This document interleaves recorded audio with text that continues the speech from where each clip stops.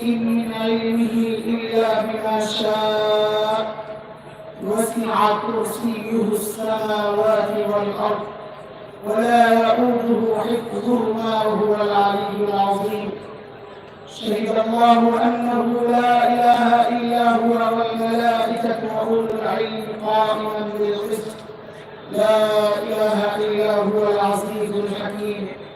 اللهم مالك الملك تؤتي الملك من تشاء وتنزع الملك ممن تشاء وتعز من تشاء وتذل من تشاء بيدك الخير إنك على كل شيء قدير. ما شاء الله.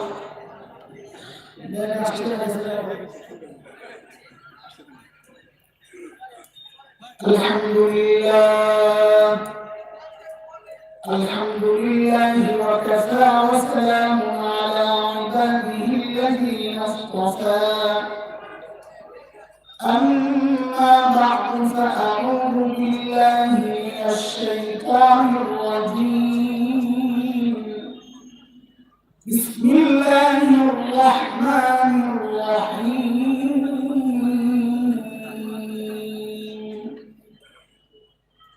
لقد من الله على المؤمنين إذ بعث فيهم رسولا من أنفسهم يتلو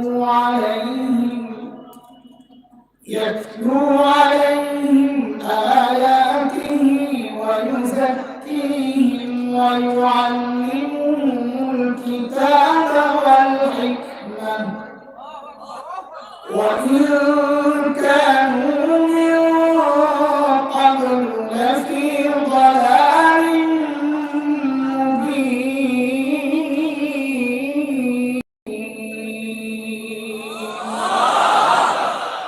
آمنت بالله صدق الله العلي العظيم.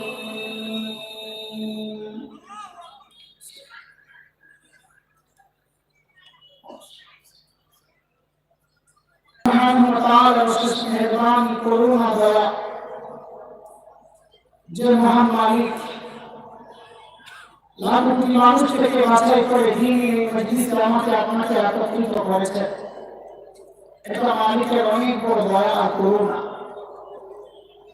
মালিক কোরআনুল কারীমের মধ্যে বলেছেন, দিন মানা, দিন শেখা, দিন বুঝার জন্য আমি তার দিলটা খুলে দিই, দিন বুঝার মানসিকতা যাকে দান করি, ওই বান্দা সারাক্ষণ আমার স্পেশাল নূরের আওতায় থাকে। দুর্ভাগ্য তার জন্য যার দিল শক্ত, দিন বুঝতে চায় না, তাকে দিন বুঝায় একটা, বুঝে আরেকটা। হাজার ওলামায়ে কেরাম বুঝায়, ওলামায়ে কেরাম চায় বুঝাইতে, কিন্তু পুরা কথা চায় খেলতে। কিন্তু কে বুঝাবে ভাই? বুঝার জিনিস বুঝতে হয়, বুঝার জিনিস খেলা যায়। আমরা চাই বুঝাইতে, তারা বলে আসো খেলা হবে। আরে কাকা, এটা তো খেলার জিনিস না, এটা তো বুঝার জিনিস। বুঝার জিনিস বুঝতে হয়, খেলার জিনিস খেলতে হয়। এই বোধটুকু নাই। আল্লাহ বলেন এইরকম অবস্থা যাদের তারা স্পষ্ট গুমরাহিতে নিমজ্জিত। সূরা জুমার আয়াত নম্বর 22 আল্লাহ কারীম বলেন, আফামান صدره للإسلام فهو على نور من ربه فويل للقاسية قلوبهم من ذكر الله لا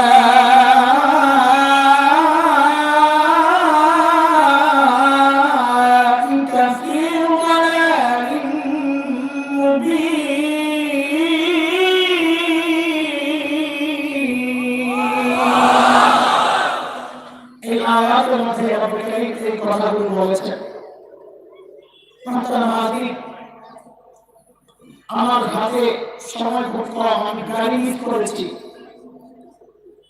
আসরের পরে ছিল আমার গাড়ি মিস করেছি। এখন অনেক দূরে যেতে হবে, এই জন্য সময় কম। খুব অল্প সময়ের মধ্যে কিছু কথা শোনা বিদায় দেব ইনশাআল্লাহ। আল্লাহ যদি পরিবেশ সব ঠিকঠাক রাখে, গজবের বৃষ্টি যদি না আসে, তো ইনশাআল্লাহ এটা পোষায় যাবে রাত ইনশাআল্লাহ। জানেন না বুঝছি, জানেন না।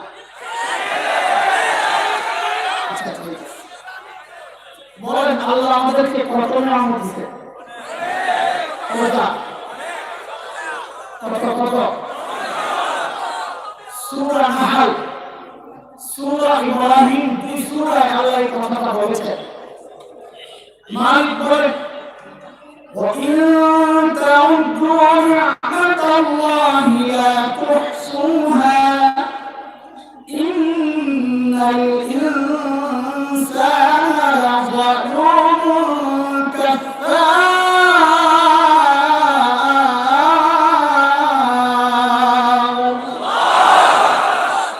যতই বলো শেষ করতে পারো। আলহামদুলিল্লাহ। এই নামগুলো সব কি একরকম না বড় ছোট আছে? আছে। দুইটা নিয়ামত অন্যতম সেরা বড় নিয়ামত। কিভাবে বুঝলাম? আল্লাহ তো বলেন নাই যে এটা বড় নিয়ামত, এটা ছোট নিয়ামত। কোরআনের বর্ণনা ভঙ্গি দেখে মুফাসসিররা এটা বের করেছে। দুইটা নিয়ামতের ক্ষেত্রে আল্লাহ শব্দ মান ব্যবহার করেছেন। মান আলেমরা বুঝলেন, মান মানে খোটা দেওয়া। আমরা যখন কাউকে খোটা দিই, তো ছোট অনুগ্রহেরটা দেয় না বড়টা? কথা একজনকে আমি 100 টাকা দিয়েছি, আরেকবার 1 লক্ষ দিয়েছি। খোটা দেওয়ার সময় কি বলবো? তোকে একদিন 100 টাকা দিয়েছিলাম, এটা না 1 লক্ষ? কারণ খোটা দিলে মানুষ কোনটা দেয়? বড়টাই। আল্লাহর শানে খোটা দেওয়া এটা বেমানান। এই জন্য আমরা বলবো আল্লাহ অনুগ্রহ প্রকাশ করেছেন দুইটা নিয়ামতের ক্ষেত্রে মান ব্যবহার করে। মুফাসসিররা বলেন বুঝা গেল এই দুইটা নিয়ামত বান্দার জন্য আল্লাহর পক্ষে সবচেয়ে বড় নিয়ামত। এক নাম্বার সূরা হুজুরাতের শেষ দিকে আছে, শেষ আয়াতের আগে আয়াত। মালিক বলছেন يَمُنُّونَ عَلَيْكَ أَنْ أَسْلَمُوا قُل لَّا تَمُنُّوا عَلَيَّ إِسْلَامَكُمْ بَلِ اللَّهُ يَمُنُّ عَلَيْكُمْ أَنْ هَدَاكُمْ لِلْإِيمَانِ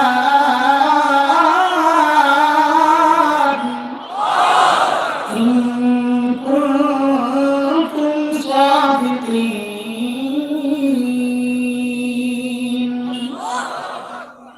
আল্লাহ বলেন, আমি আমাদের তর্জমা যাচ্ছি না, সহজ কথা বলে দিচ্ছি। আল্লাহ বলছেন বান্দা, ঈমানের নিয়ামত তোমার জন্য আমার পক্ষ থেকে সবচেয়ে বড় একটা নিয়ামত। 2 নম্বর নিয়ামত, আমি খুতবায় যে আয়াতে কারিমা তিলাওয়াত করেছি ওখানে আল্লাহ বলছেন, মালিক বলে لقد من الله على المؤمنين إذ بعث فيهم رسولا من أنفسهم يتلو عليهم آياته ويزكيهم ويعلمهم الكتاب والحكمة وإن كانوا من قبل لفي ضلال مبين।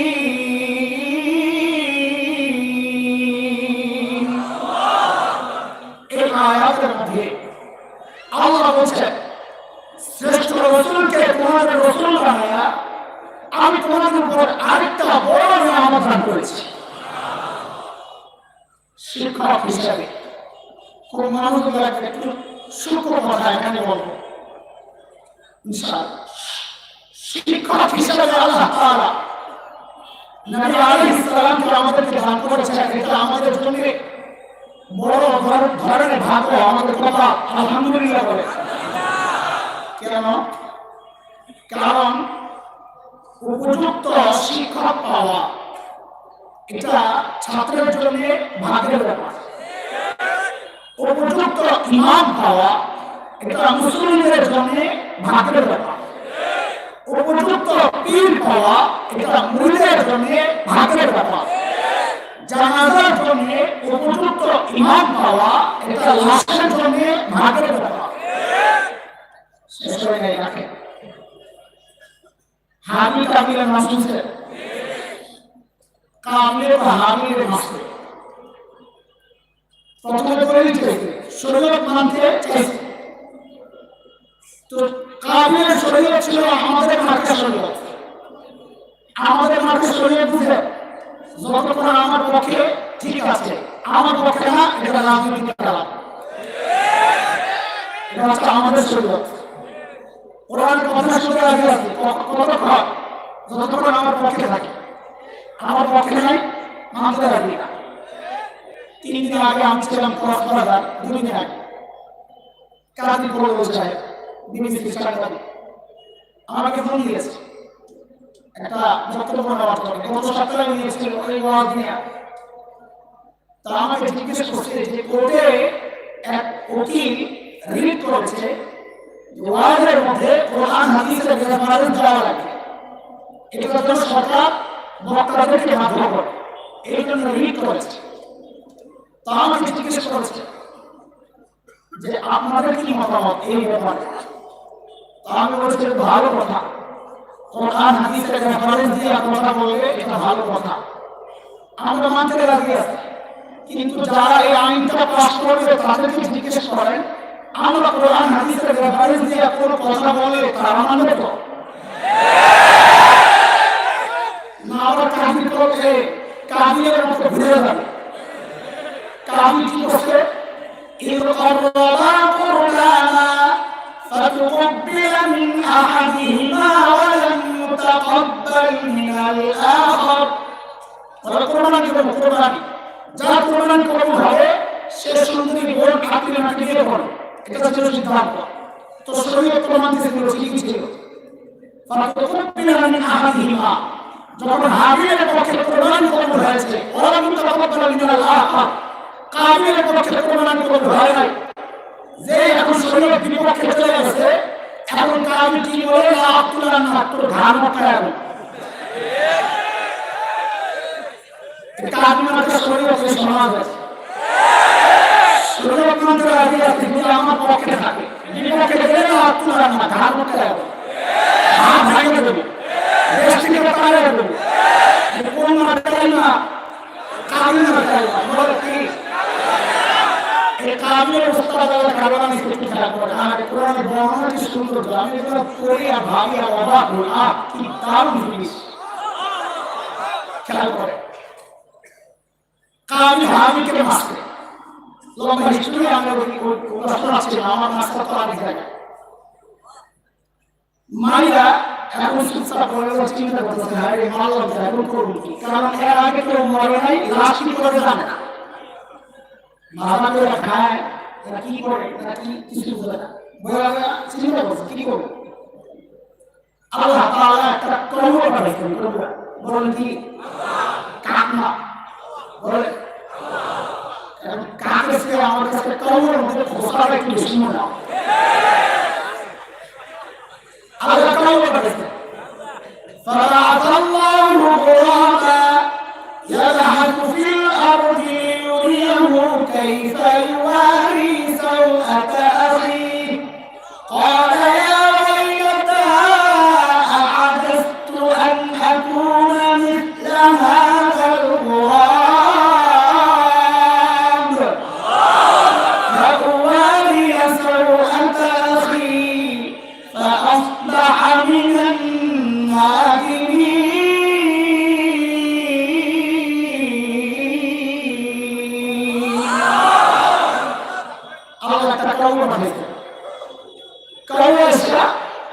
গর্ত বসে গর্ত, আরেকটা কবরে দাফন করছে। আল্লাহ দেখাইছেন কেমনি লাশ দাফন করতে হয়। এই দৃশ্য দেখাই কাবিল বলে ইয়া ওয়াইলাতা আ'আদাতু আন আকুনা মিসলা হাযাল ওয়া আরে এটা কবরে এমন আমল নাই, লাশ দাফন করা আমাকে কবর থেকে শিখতে হলো, লজ্জা পায় বিষয় করা সামনে আগা। ওই সময় নবী ছিলেন কি ছিলেন না?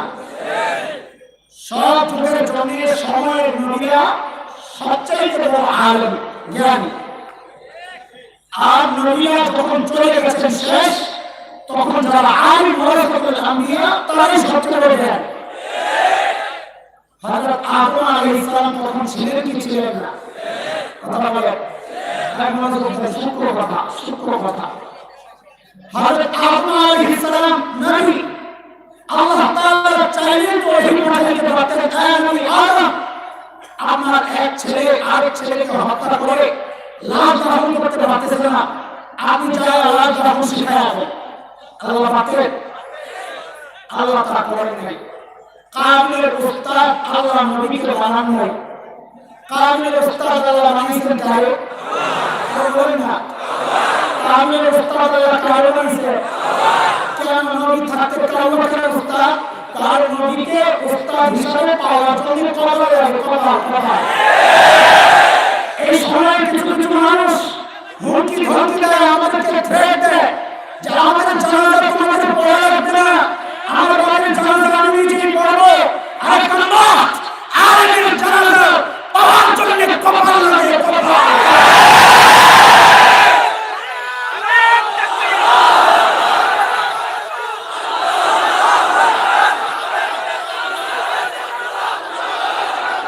শিক্ষক হিসাবে আলেম পড়ো, পীর হিসাবে হক্কানি আলেমকে পড়ো, ইমাম হিসাবে হক্কানি আলেম পড়ো, জানাজার জন্য হক্কানি আলেম পড়ার জন্য কপাল লাগে।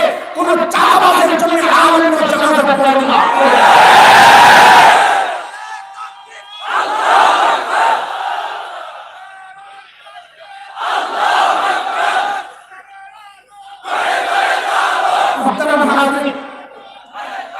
আজকে আমার নবীর একটু শান শোনাবো। শান কত বড় নিয়ামত আল্লাহ দিয়েছে, কত বড় নিয়ামত। আমার হাতে তো সময় খুবই কম, আপনারা ডিস্টার্ব করলে আমার কথা বলে যাবে।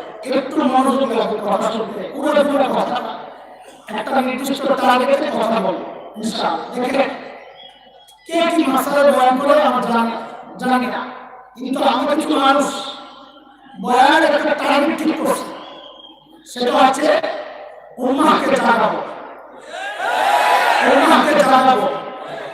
পাহাড়ের কাজ ঘরের আশেপাশে রাকাত ঘুরতেছে, এখন আমি আমার সামনে যেতে পারবো না, ঢাকা বড় শক্তিশালী, এই জন্য উম্মাহকে জাগাবো। এই জাগানোর জন্য এই ময়দান আসা, হয়তো আখিরাত বরবাদ হচ্ছে অথবা দুনিয়া বরবাদ হচ্ছে। যদি আমরা দেখি দেশের স্বাধীনতা বিপন্ন, তাহলে আমরা কথা বলবো। যদি দেখি দিন বিপন্ন, তাহলে আমরা কথা বলবো। এটা আমার কাজ। আমাদের কাজে বলছে জিজ্ঞেস করছে আপনারা বয়ান খালি উস্কানিমূলক কথা বলেন, তা আমি বলি উস্কানি কারে বলে আগে ঠিক করে। কারণ বহুদিন পর্যন্ত আগে এসি খালি খালি বলে যে রাজনৈতিক আলাপ চলবে না, বহু মানুষ চাকরি আছে রাজনৈতিক আলাপের জন্য। খবর নেই যে রাজনৈতিক আলাপ কি আলাপ করা করলে রাজনৈতিক আলাপ হয়। আমি তো ক্ষমতা যেতে পারি না, আমার যদি দৌড়ায় যেতে বলে কেউ আপনারা এই ভিডিও বানাবো, আমি বলে মাফ চাই, এই কাম আমার দ্বারা হবে না। আমি সুস্থ আছি, ভালো আছি, আগের একটা মনে নাই, আমি ময়দান হবো ইনশাআল্লাহ। এটা আমার টার্গেট, আমার সংসদের আমার টার্গেট না। আমি চাই আমার ভিতরের অবস্থায় হোক যে সংসদের সামনে আমার জানাতে হবে এমপি সাহেব, এটা আমি চাই না। আমি চাই আমার ভিতরের অবস্থায় হবে যে আমার লাশ নিতে পাওয়া হবে, টুকরা টুকরা হয়ে বিচ্ছিন্ন হয়ে আমাদের ছিটায়া থাকবে। আমি চাই আমার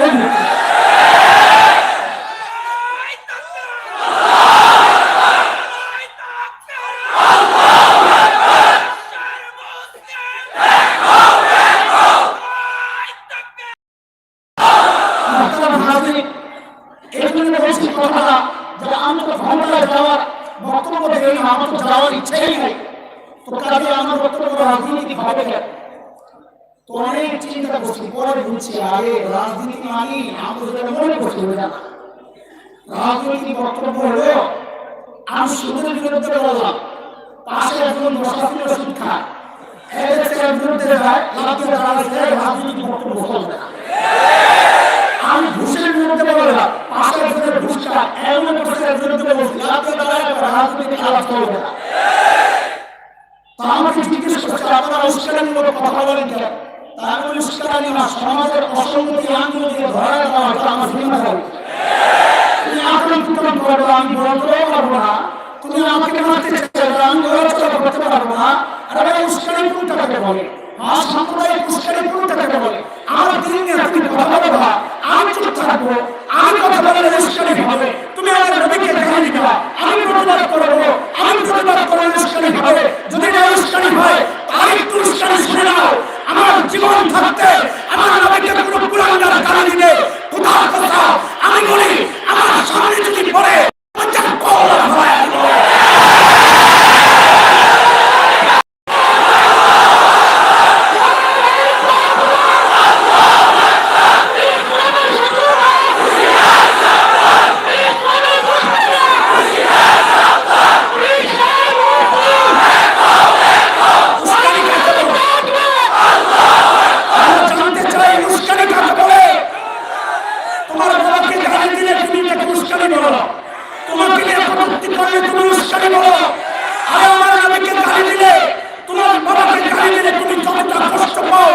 ইমানদার তার নবীকে গালি দিলে তার কলিজাটা জুড়ে পুড়ে ছাই হয়ে যায়।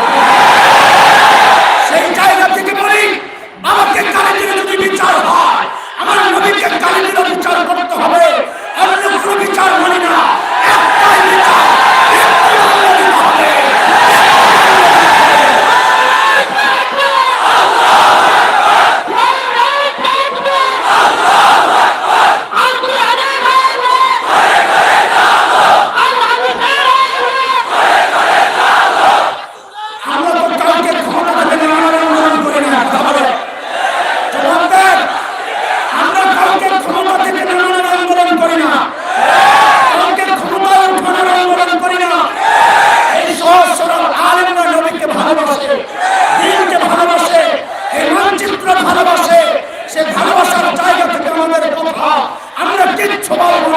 কিন্তু যদি আমার দিন আক্রান্ত হয় মনে রাখিস কুলাঙ্গাররা হুমকি ধমকি দিয়ে লাভ নাই, রক্ত চক্ষু দেখা লাভ নাই।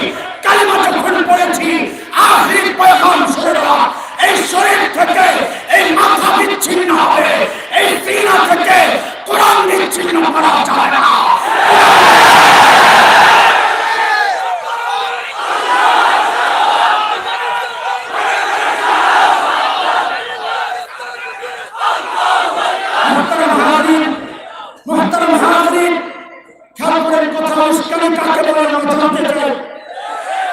স্বাধীনতা নিয়ে কেউ চক্রান্ত করবে, আমরা প্রতিবাদ করেন যদি উস্কানি হয়, তাই এই উস্কানি আমাকে মাফ করবেন। বঙ্গবন্ধু দিয়েছে কারণ তিনি স্বাধীনতার পক্ষে প্রতিবাদ করেছে।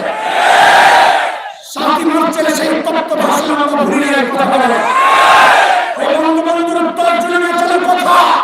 এবারে সংগ্রাম, মুক্তির সংগ্রাম, সেই সুরে আমরাও বলতে চাই এবারে সংগ্রাম ইমান রক্ষার সংগ্রাম।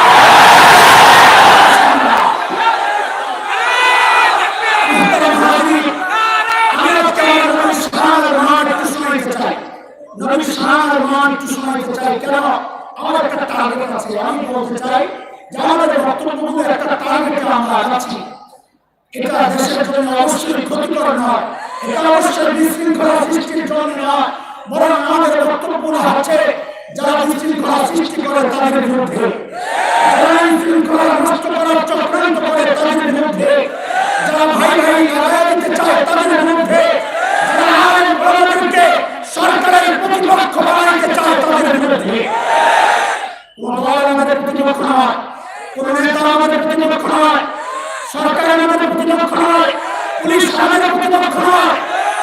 তারা তো আজকে সহযোগিতা করবে কি দেখলাম আমরা এই সম্মেলনে আয়োজন হয়েছে প্রশাসনের সহযোগিতা ছাড়া, জনপ্রতিনিধিদের সহযোগিতা ছাড়া, এলাকার যারা রাজনৈতিক লিডার তাদের সহযোগিতা ছাড়া কি বুঝলাম আমরা? আমরা বুঝেছি এটা বাংলাদেশ, দল যার যার ধর্মসভা। এটা বাংলাদেশ, দল যার যার ইসলাম সভা। এই জায়গায় কোনো কম্প্রোমাইজ নাই, কথা বলেন ঠিক কিনা? সব কিছু বরদাস্ত করা হবে, আমার দিন আক্রান্ত হবে, ওলামায়ে কেরাম হুমকির মুখে থাকবে, এদেশের শাইখুল হিন্দের রুহানি সন্তানরা বেঁচে থাকতে এটা হতে দেওয়া যায় না, হতে দেওয়া হবে না, হতে দেওয়া হবে না। চলেন আমার নবী একটু শান মান শুনি, কেন একটা টার্গেটে একটা ধর্মীয় মেসেজ দেওয়ার জন্য আমার নবীকে একটু চিনি আমরা। আল্লাহ তাআলা একটা উদাহরণ আছে, খুব সংক্ষেপে ছোট্ট করে শুনে। একজন বাবা অঢেল সম্পদের মালিক, এত টাকা পয়সা কোনো হিসাব নাই, হিসাব ছাড়া তার একটাই মেয়ে। কয়টা? আপনারা জানতে না জানাই বাবারা মেয়েদের প্রতি একটু আলাদা ভাবে থাকে, যারা মেয়ে আছে সেটা। যেহেতু মেয়ে একটা, এই জন্য আহ্লাদ আর একটু বেশি। এমনি তো মেয়ে হিসাবে আহ্লাদ বেশি, আবার একা হওয়ার কারণে আর একটু বেশি, আবার ধর্মীয় মেয়ে হওয়ার কারণে আর একটু বেশি, আবার মেয়েটা খুবই সুন্দরী তাই আহ্লাদ আর একটু বেশি। মেয়ে বিয়ের উপযুক্ত হয়েছে, খেয়াল করে থাকে, বিয়ের উপযুক্ত হয়েছে। এর মধ্যে এক ব্যক্তি আসছে প্রস্তাব দিয়ে, যা আপনার মেয়েকে একটা ছেলের সাথে বিয়ে দিতে চাই। বলে আপনি কে? ঘটককে জিজ্ঞেস করে কে? মেয়ের বাবা। আপনি কে? বলে আমি ছেলের খালু। কে? আমাদের বাবার সাথে রাগ হলো, আমার মেয়ের আলাদা বস্তা দিয়ে ভেসে নিয়ে সস্তা খালু এখন প্রস্তাব দিয়া। বলে কে আসবে? ছেলের বাবাকে পাঠা। কে কে কে? ভাই এই উদাহরণটা যত বুঝবেন নবীকে চেনা কত সহজ হবে। বলে ছেলের বাবাকে পাঠা। আসছেন ছেলের বাবা প্রস্তাব দিয়ে। এখন মেয়ের বাবা জিজ্ঞেস করে ছেলের বাবাকে, আপনার নাম কি? আপনার বাবার নাম কি? বাবা কি করতেন? বংশের খবর কি? আপনার ছেলের নাম কি? ছেলের হাইট কত? গায়ের রং কেমন? চোখ কেমন? ঠোঁট কেমন? কান কেমন? বন্ধু বান্ধব কারা? ছেলের মাকে, মার বংশ কি? নাম কি? দুধ মাকে, এলাকা, বাড়ি ঘর কি অবস্থা?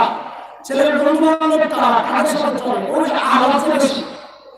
এগুলো সব খবর হয়। নেওয়ার পরে বিয়ে ঠিক আছে, বিয়ে ঠিক আছে, হ্যাঁ সব ঠিক, মাশাআল্লাহ। এখন মেয়েকে বিদায় দেওয়ার সময় মেয়ের বাবা মাকে কোলে মেয়েকে বিদায় দিবে। বাজারে যারা সবচেয়ে দামি পোশাকটা কিনবে কি কিনবে না? কেন? তার তো টাকার অভাব নাই, খরচের জায়গা নাই। টাকার অভাব নাই আর খরচের, সবচেয়ে দামি পোশাকটা কিনেছে, সবচেয়ে দামি গহনা কিনেছে, সবচেয়ে দামি প্রসাধনী কিনেছে, সাজগোজের জিনিস কিনেছে, সব সুন্দর সুন্দর জিনিস দিয়ে সাজায়া তারপর মেয়ে বিদায় দিয়েছে। ঠিক আল্লাহ সুবহানাহু ওয়া তাআলা প্রিয় হাবিব সাল্লাল্লাহু আলাইহি ওয়াসাল্লামকে দুনিয়ায় পাঠানোর ক্ষেত্রে সব বিষয় লক্ষ্য করেছেন। সর্বপ্রথম যে আমার নবীকে আমি দুনিয়ায় ফ্রিতে পাঠাবো না, ফ্রিতে পাঠাবো না, ফ্রিতে দেশে পাঠাবে না। এটা হচ্ছে দুনিয়ার মানুষের নেচার। যে জিনিস অর্জন করা যত কষ্ট হয়, ওইটার প্রতি তার আগ্রহ, মায়া, মমতা তত বেশি থাকে। কথা ঠিক কিনা? আমি আমার নবীকে দুনিয়ায় ফ্রিতে পাঠাবো না। বলে কেমনি পাঠাবে? বলে প্রস্তাব দিয়ে নেওয়া লাগবে, চাই নেওয়া লাগবে। সর্বনাশ, তো কে প্রস্তাব দিবে? বলে ছেলের বাবা। কে দিবে? আর কে দিবে? ছেলের বাবাকে। مِلَّةَ أَبِيكُمْ إِبْرَاهِيمَ هُوَ سَمَّاكُمُ الْمُسْلِمِينَ।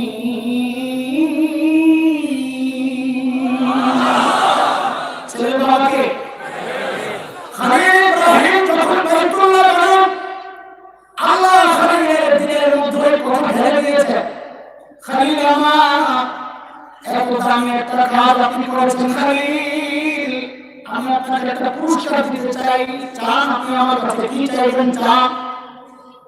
খালিল চিন্তা করেছেন সারা জীবন আল্লাহর কাছে চেয়ে চেয়ে পাইলাম জবিহুল্লাহ জমজমওয়ালা ইসমাঈল, এবার যেহেতু সুযোগ পেয়ে গেছি, এবার ছোট মোটো কিছু চাইব না, এবার আল্লাহর কাছে খালিল চায় বলছেন আল্লাহ আমি এবার চাই আপনার কাছে কাউসারওয়ালা।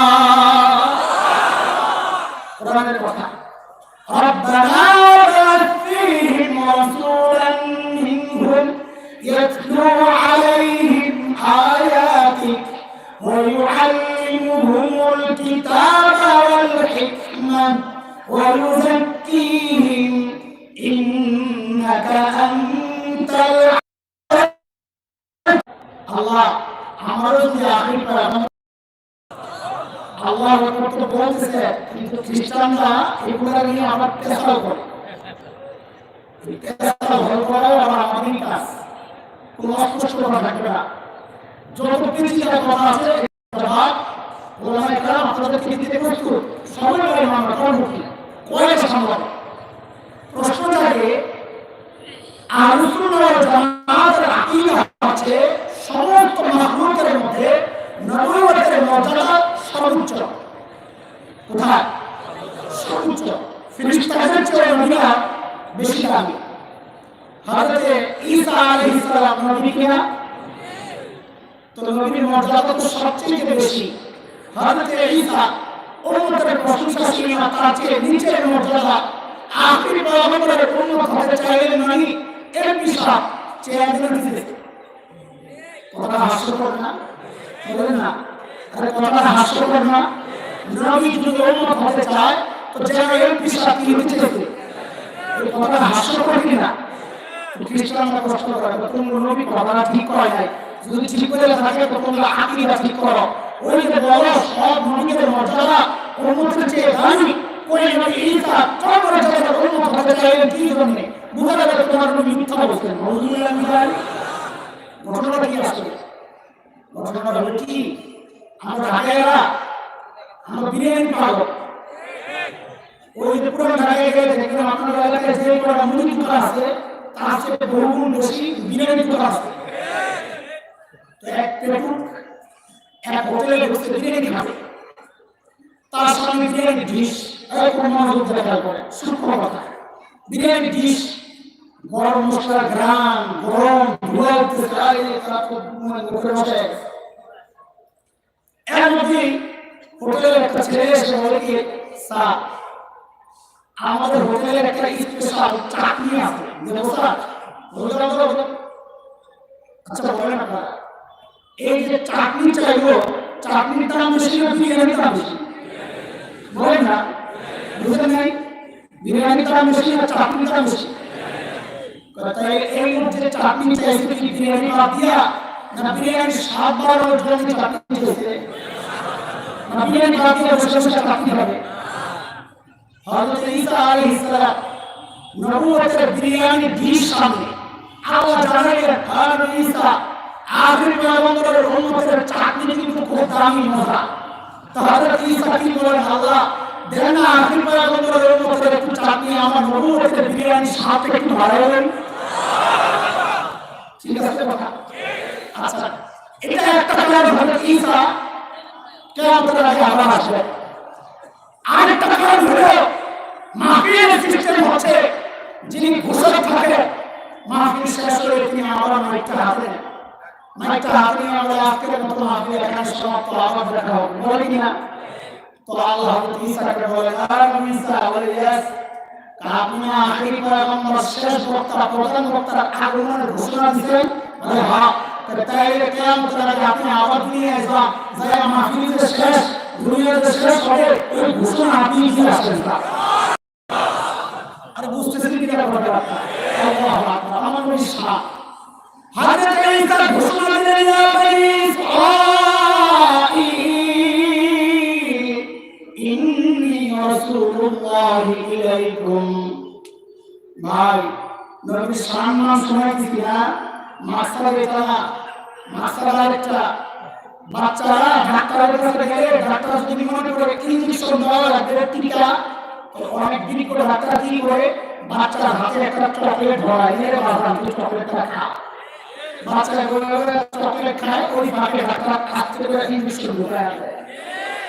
সম্মান মানে আমি তোমাদের চকলেট খাওয়াই গেছি, আমি আমার আপনাকে ইঞ্জেকশন দিয়ে দিয়ে মাস্টার আসলে ওইটা ইঞ্জেকশন, চকলেট মাস্টার না। শোনো তো আমার বলি শান, আল্লাহু আকবার, আল্লাহু আকবার। হযরত ঈসা ঘোষণা বক্তব্য বলা বলেন, এক নম্বর, ইয়া বনী ইসরাঈল ইন্নী রাসূলুল্লাহ ইলাইকুম, আমি তরজমা বলবো, আমার সাথে সাথে আপনারাও বলবেন, ও বনী ইসরাঈল, আল্লাহ আমাকে তোমাদের রাসূল বানায়া পাঠিয়েছেন। আবার বলেন, ও বনী ইসরাঈল, আল্লাহ আমাকে তোমাদের রাসূল বানায়া পাঠিয়েছেন। আমি আপনাদের একটা ইঞ্জেকশন দিব, এই কথাটা হলো ওই ইঞ্জেকশনের শুরু। যখন ইঞ্জেকশন দিব তখন আমি শুরুটা চাইবো, আমাকে শুরুটা দিবেন তো ইনশাআল্লাহ। বলেন তো শুরুটা কি বলেন তো, ও বনী ইসরাঈল, আল্লাহ আমাকে তোমাদের রাসূল বানায়া পাঠিয়েছেন। মনে রাখবেন ইনশাআল্লাহ। হযরত ঈসা দুই নম্বর ঘোষণা,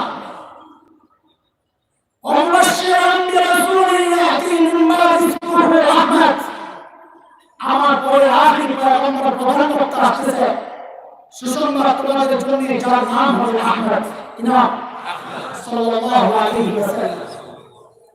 ওই যে আপনাদেরকে বলেছি, বাবা মেয়েকে সাজায় দেওয়ার সময় সব দামি দামি জিনিস দিয়ে সাজায় দেয় না, আল্লাহ আমার নবীকে সব দামি দামি জিনিস দিয়ে সাজায় দিয়েছেন, নাম দিয়েছেন তো সেরা নাম দিয়েছেন।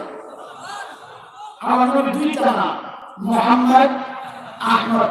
আজিব নাম ভাই, আমাকে একদম কর, কিন্তু এই দুই নাম নিয়ে ঘাটাঘাটি করি আর হাসি, আরে কি মজা, কি মজা, সুবহানাল্লাহ। যত নাড়াচাড়া করে তত সুগ্রাম খেয়ে বাড়িতে থাকে। এক নাম তো মুহাম্মদ, মানে সবচেয়ে বেশি প্রশংসিত।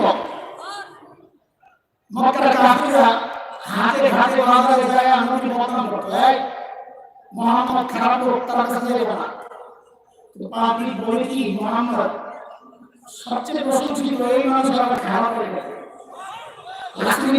আল্লাহ কি নাম রাখতে থাকে, এরা মিটিং বসে, মিটিং বসে বলে নাম বলে পাওয়া যাবে, বলে কি নাম রাখা, নাম বুখারীর রাত, ওই নাম রাখ মুজাম্মাল, কি সবচেয়ে বেশি নিন্দিত। হ্যাঁ, এটা ঠিক আছে। বাজারে যায় বলতে চাই মুজাম্মাল খারাপ মানুষ, এর কাছে যাইব না। বাজারের লোকজন জিজ্ঞেস করে মুজাম্মাল কে, লাস্ট মিনিট হায় আল্লাহ, আমার নবী নাম আল্লাহ আছে, বলে সারা জিন্দেগি তুমি বসে বসে বদনাম করবা, দিন শেষে জিজ্ঞেস করা হবে তুমি কার বদনাম করলে, বলে যিনি সবচেয়ে বেশি প্রশংসিত, পৃথিবীর পাগলই করবো। আর দুশ্মন, নবীর দুশ্মনদের নাম করে আল্লাহ আগে থেকে ঠিক করে রাখে। সাম্প্রতিক কালের দুশ্মন ফ্রান্সের প্রেসিডেন্ট, কি নাম, ম্যাক্রন, আর এক নাম দিয়ে লিখে হাসতে হাসতে ম্যাক্রন একদিন মাকুরে আর কি মাকুরে কি অপছন্দ নেই, তার মানে কেউ দিয়ে প্রশংসা করে, দিন শেষে জিজ্ঞেস করে কার প্রশংসা করে, ওই মাকুর যাবে। আমার আরেক নাম আহমদ, কি আরে আল্লাহ কি সুন্দর নাম রাখলেন। নবীকে আল্লাহ দুনিয়ায় পাঠিয়েছেন ইবাদত শেখানোর জন্য, কিসের জন্য বলেন না? এর উত্তর বলেন তো, ইবাদতের মধ্যে সবচেয়ে দামি ইবাদত কোনটা? বলেন বলেন। আল্লাহ আমার নবীর নামটা দিয়া ওই নামাজ তো সাজাইছেন, সুবহানাল্লাহ। বলে কেমনে, বলে আহমদ এর অক্ষর লাগে চারটা, কয়টা? আলিফ, হা, মিম, দাল। আল্লাহু আকবার। একটা মানুষ যেমন নামাজ দাঁড়ায় যখন, যেন সে আলিফ হয়ে দাঁড়ায় আছে। যে মানুষটা রুকুতে যায় ডান দিক থেকে তাকায় দেখেন যেন হায়ের মাথাটা দাঁড়ায় আছে। যে মানুষটা সাজদায় যায় যেন মিমের মাথাটা শুয়ে আছে। যে মানুষটা তাহাজ্জুদ সুরাতে বসে যেন সুন্দর করে তালটা বসে আছে। আল্লাহু আকবার। আমার নবীর মান শান সবচাইতে ইন্টারন্যাশনাল ভাষা কোনটা বলেন তো? না ইংরেজি? কোনটা? এখানে বড় মানুষ বলবে আরে মূর্খ হুজুর বল কি রে? আমি মূর্খ না, তুমি মূর্খ, একটু বুঝালো। একটু হাত করে খবরের নিচে ইংরেজি চলে না আরবি? তোমাকে জিজ্ঞেস করবে নাকি হু আর ইউ? ফেরেশতারা জিজ্ঞেস করবে হু আর ইউ? কি জিজ্ঞেস করবে? মা রব্বুকা। এটা তো চাইনিজ ভাষা। জমিনের নিচে যে ভাষা চলে, আসমানের উপরে যে ভাষা থাকে, তুমি যদি তাকে কান্ত আমার নবী আসফাকে গুরু তারা আজার সাথে তুলনা নাই। তুমি যদি জিনকে কান্ত আমার নবী জামিল সবচেয়ে সুন্দর, তুমি যদি হাতে কান্ত আমার নবী হাত সবচেয়ে বড় প্রশংসাকারী, সবচেয়ে বেশি প্রশংসিত, তুমি যদি হাতে কান্ত আমার নবী খাতামুন নবিয়্যিন, তুমি যদি তাকে কান্ত আমার নবী দাইয়ান ইলাল্লাহি বিইذনি, তুমি যদি জালকে কান্ত আমার নবী জাকি সবচেয়ে বড় মেধাবী, তুমি যদি রাকে কান্ত আমার নবী রাহমাতুল লিল আলামিন, তুমি যদি জালকে কান্ত আমার নবী জাহিরুল জান্নাহ দুনিয়া থেকে জান্নাত ভ্রমণ করে আসেন, তুমি যদি সিনকে কান্ত আমার নবী সাইয়্যিদুল বাশার আমার নবী সাফিয়ে কাউসার, তুমি যদি সিনকে কান্ত আমার নবী শফিউল মুযনিবিন, তুমি যদি সাফকে কান্ত আমার নবী শফিউল্লাহ, তুমি যদি তাকে কান্ত আমার নবী তামিন উম্মতের জিম্মাদার, তুমি যদি তাকে কান্ত আমার নবী তাইয়্যিব তাহির, তুমি যদি তাকে কান্ত আমার নবী যাহিদ লাইসাল বাতিল, বেদাতিরা বলে নবী যাহিদ জানে কাও জানে না, না একমাত্র ভাই জানে আছে। তুমি যদি আইনকে কান্ত আমার নবী আব্দুল্লাহ, তুমি যদি আইনকে কান্ত জানেন মানে হুজুর আত্মমর্যাদা, নবী বলেছেন আনা আমিরু মিনকুম, তোমাদের মধ্যে সবচেয়ে বেশি আত্মমর্যাদা আমার। তুমি যদি ফারুক কান্ত আমার নবী ফারুক বাইনাল হক ওয়াল বাতিল, হক বাতিলের চূড়ান্ত টুকরোকারী, তুমি যদি কাফির কান্ত আমার নবী কারিউল কুরআন, দুনিয়ার সবচেয়ে প্রথম সর্বপ্রথম কোরআনের তিলাওয়াত করেনেওয়ালা, তুমি যদি কাফির কান্ত আমার নবী কাফিরুল উম্মাহ, আল্লাহর আমাদের উম্মতের পক্ষে কথা বলবেন, তুমি যদি কাফির কান্ত আমার নবী লাঈনুশ শাইতান শয়তানের সবচেয়ে বড় নিন্দাকারী, তুমি যদি মিলিনকে কান্ত আমার নবী মুহাম্মদ, আমার নবী মাহবুব, আমার নবী মুসতাফা, আমার নবী মুজাম্মিল, আমার নবী মুদ্দাসির, আমার নবী মুস্তাফা সাল্লাল্লাহু আলাইহি ওয়াসাল্লাম, তুমি যদি ওয়াকে কান্ত আমার নবী ওয়াকিল, তুমি যদি মুনকে কান্ত আমার নবী নাযীর, তুমি যদি হাকে কান্ত আমার নবী হাদিল আলাম, তুমি যদি হামজাকে কান্ত আমার নবী আল আমিন, তুমি যদি ইয়াকে কান্ত আরে মালিক কত মায়া করে ডাক দিয়েছেন ইয়াসিন। আর তোমরা চিন্তা কিছুই ছিল না, ওরা চিনি হলো তোমার চুল বলে তুমি নবী ছিল না, তোমার মুখ বলে তুমি নবী ছিল না, তোমার জামা বলে তুমি নবী ছিল না, তোমার দলীয় চিন্তা বলে তুমি নবী ছিল না, তোমার দিনের পোশাক বলে তুমি নবী ছিল না, তোমার বিয়ের সাথে প্রোগ্রাম বলে তুমি নবী ছিল না। ও দোস্ত, সব তো ঠিক আছে, আল্লাহ আমার নবীকে সব সেরা সেরা জিনিস দিয়ে সাজাইছেন, সব তো ঠিক আছে, চোখ দিয়েছেন তো সেরা করতেছেন, ঠোঁট দিয়েছেন তো সেরা করতেছেন, দাম দিয়েছেন তো সেরা দাম দিয়েছেন, আর কয়টা বলবো ঘাম দিয়েছেন তো সেরা ঘাম দিয়েছেন, আমার তোমার ঘামের মধ্যে দুর্গন্ধে ভাঙে ধারে কাছে কেউ থাকতে পারে না, আমার নবীর ঘাম তাহলে কেউ সংগ্রহ করছেন কেন? কোন প্রোগ্রাম আসলে একটু বাড়ি করে দিতে পুরো অনুষ্ঠানটা শুরু গ্রামে মঙ্গল করতে হবে, সব ঠিক আছে, কিন্তু একটা জায়গায় খালি একটু ঝামেলা, এটাই মূল কথা।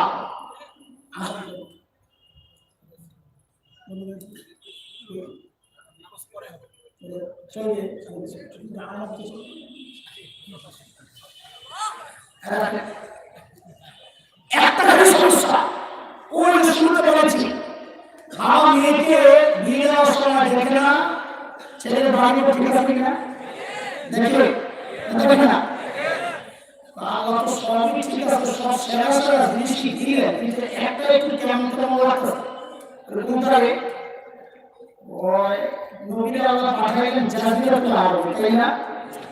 কেমন বিষয়, বিওয়াদি গায়রি যারইন ইনদা বাইতিকাল মুহাররাম, বৃক্ষলতাহীন জলশূন্য বালুময় জায়গা, এত মায়া করে আল্লাহ তাআলা এমন জায়গায় কেন পাঠাইলেন? যদি কাশ্মীরে পাঠাইতেন সুন্দর জায়গা, সুইজারল্যান্ডে পাঠাইতেন সুন্দর জায়গা, আল্লাহ এই সুন্দর জায়গায় না পাঠাই আমাকে পাঠাইলেন কই? আর বলেন না কোথায় কোথায়? এটা হলো পয়েন্ট আজকের বয়ানে, এটাই হলো আমার ইনজেকশন। খেয়াল করেন, একটু মনোযোগ আছে, একটা জরুরি মেসেজ আপনাদেরকে দিব ইনশাআল্লাহ। মনোযোগ থাকে বুঝবেন, শুধু আলেমদের ব্যাপার না, এটা সব মানুষের, সমস্ত বাংলাদেশিদের ব্যাপার। এটা একটু মনোযোগ দিয়ে শোনেন। আল্লাহ আমার নবীকে পাঠিয়েছেন কই? বলেন কোথায়? জাজিরাতুল আরব, মানে আরব দ্বীপ। জাজিরাতুল আরবটা মানচিত্রের মধ্যে যদি দেখেন তো দেখবেন তিন দিক দিয়ে শূন্য পানি, লোহিত সাগর, আরব সাগর ঘেরাও করা। একদিক দিয়ে জমিনের সাথে লেগে আছে, ইরাক, সিরিয়া, জর্ডান, ওই অঞ্চলটা লেগে আছে। ঠিক মানব দেহের মধ্যে একটা হাত আছে, হাত কলম, এই হাতের তিন দিকে শূন্য, একদিকে লেগে আছে। হাতটা দেহের মধ্যে ঠিক যেমন দেখা যায়, মানচিত্রের মধ্যে জাজিরাতুল আরবটাকে ঠিক ওইরকম দেখা যায়। এই জন্য ভূবিজ্ঞানীরা জাজিরাতুল আরবকে নাম দিয়েছে জিওগ্রাফিক হাত, এটা মানচিত্রের হাত। এবার বুঝতে পারেন আস্তে আস্তে আল্লাহ আমার নবীকে ওই হাতের মধ্যে কেন পাঠাইছেন, এটা বোঝা দরকার।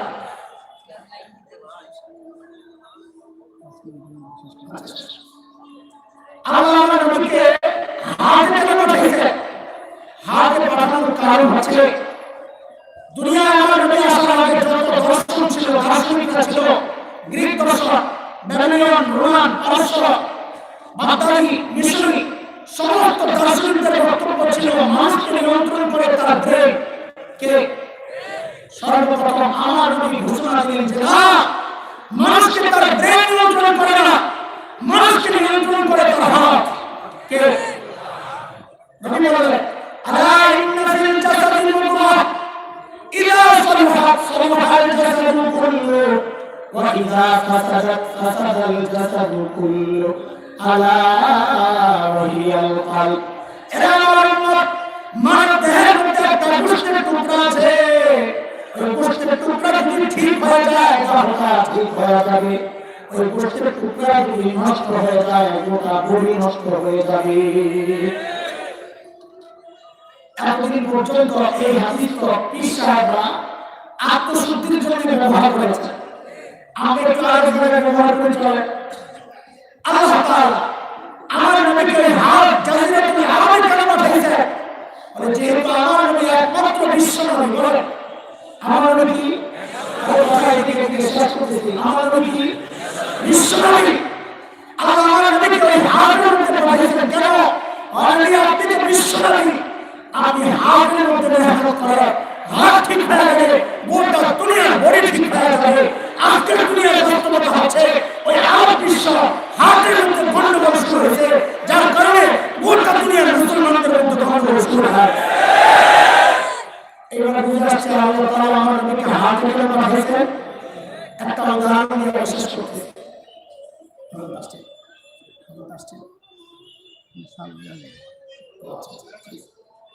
একটা উদাহরণ শুনুন। আমাদের একজন বড় মুফাসসির ছিলেন আল্লামা আব্দুল গফফার রাহমাতুল্লাহি আলাইহি, নাম শুনেছেন? হযরত একটা উদাহরণ দিয়েছেন, উদাহরণ ইন্ডিয়ায় গেছেন এক সফরে, আলেমদের কাফেলা, বড় প্লেটের মধ্যে গরম শুকনা খিচুড়ি খাইতেছে, মাঝখানে ঘি, তো গরমের তাপে ঘি গেছে বলে না। পশ্চিম দিকে যে মানুষরা বসে উনি হঠাৎ করে কি করে, ঘিয়ের মধ্যে আঙুল ঢুকে নিজের দিকে একটা টান আসে, মায়ের কি করে, ও যে মক্কা থেকে হাত সাগরের পশ্চিম দিকে, লোহিত সাগরের পশ্চিম ভাগ, আজকের দুনিয়ার ইথিওপিয়া নবীদের ভাষা, ঘিয়ের মধ্যে আঙুল দিয়া নিজের দিকে টান মারা বলে কি ইসলাম প্রথমে মক্কা থেকে হাসা দিয়ে হিজরত করছে।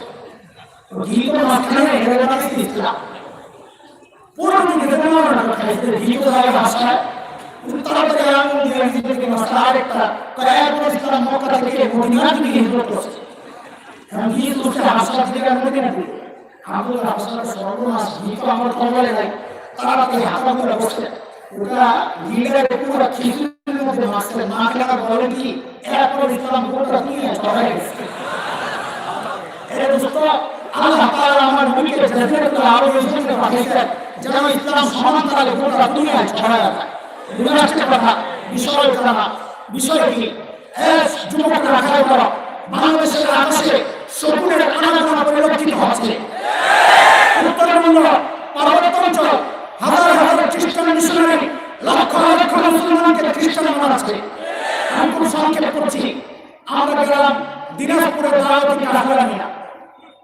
খ্রিস্টান মিশনারিরা পুলিশের কাছে নালিশ করেছে ঢাকা থেকে কিছু মৌলবি আসছে এখানে মসজিদে ভালো না মারামারি লাগবে পুলিশ আমাদেরকে ডাকাই আপনারা কারা কেন আসছে আমরা বললাম আমরা আমাদের ভাইদেরকে দিনের দাওয়াত দিয়ে ইসলামের ফেরত আনতে আসছি তখন পুলিশ আমাদেরকে একটা প্রশ্ন করেছে সেটা হচ্ছে হুজুর একটা কথা বলে আমরা মুসলমানরা ইসলামের দাওয়াত পুরোটা দুনিয়ায় দেই আমেরিকায় দেই ইউরোপে দেই চীনে দেই হ্যাঁ অস্ট্রেলিয়ায় দেই আফ্রিকায় দেই আমাদেরকে কোথাও বাধা দেয় না খ্রিস্টানরা বাংলাদেশে এসে তাদের ধর্মের দাওয়াত দিয়ে আমরা কেন বাধা দিই দুরাষ্ট্রীয় কথা আমি যে প্রশ্ন করলাম এখন অনেকের মাথায় এটা ঘুরতেছে কথা তো ঠিকই আছে ইসলামের দাওয়াত যদি পুরোটা দুনিয়ায় চলে তো খ্রিস্টানদের দাওয়াত বাংলাদেশে কেন চলবে না কেন চলবে না জানে এই প্রশ্ন যে করবে সে আসলে তার নবী চিনে নাই কেন আমরা নবী দুনিয়ায় আসা পর্যন্ত আল্লাহ যত নবী দুনিয়ায় পাঠিয়েছেন তার সাথে তিনটা বিষয় ছিল নির্ধারিত কথা কোথায় কোন আশ্বাস কথা এক নম্বর ওই নবীর টাইম ছিল নির্ধারিত কি ছিল আমার নবীর কোন টাইম নির্ধারিত তিনি কিয়ামত পর্যন্ত নবী যত নবী দুনিয়ায় আসছে তার অঞ্চল ছিল নির্ধারিত হযরত ঈসা নিজে বলেছেন আজকে বিকৃত ভাইয়ের মধ্যে আছে হযরত ঈসা বলেছেন আমাকে আল্লাহ বাইতুল মুকাদ্দাস অঞ্চলের একটা নির্দিষ্ট অঞ্চলের জন্য পাঠিয়েছেন তিন নম্বর ওই যে সূর্যের রাস্তা মনে আছে কি কি এমন ইসরায়েল আল্লাহ আমাকে তোমাদের রাসূল বানায়া দুনিয়া আল্লাহ যত নবী পাঠিয়েছে সমস্ত নবীর জন্য তার কোন ছিল নির্ধারিত প্রমাণ ওই যে হযরত ঈসা নিজে বলেছেন ও বনি ইসরাইল আল্লাহ আমাকে তোমাদের রাসূল বানায়া পাঠিয়েছে আমার নবীকে আল্লাহ কোন নির্দিষ্ট অঞ্চলের জন্য পাঠান নাই তিনি নির্দিষ্ট কওমের জন্য নবী না আমার নবীর কোন টাইম নির্ধারিত নয় এইবার বুঝেন খ্রিস্টানরা বাংলাদেশে তাদের ধর্মের দাওয়াত কেন দিতে পারবে না কারণ আল্লাহ হযরত ঈসাকে বাংলাদেশের জন্য নবী বানায়া পাঠান নাই আল্লাহ হযরত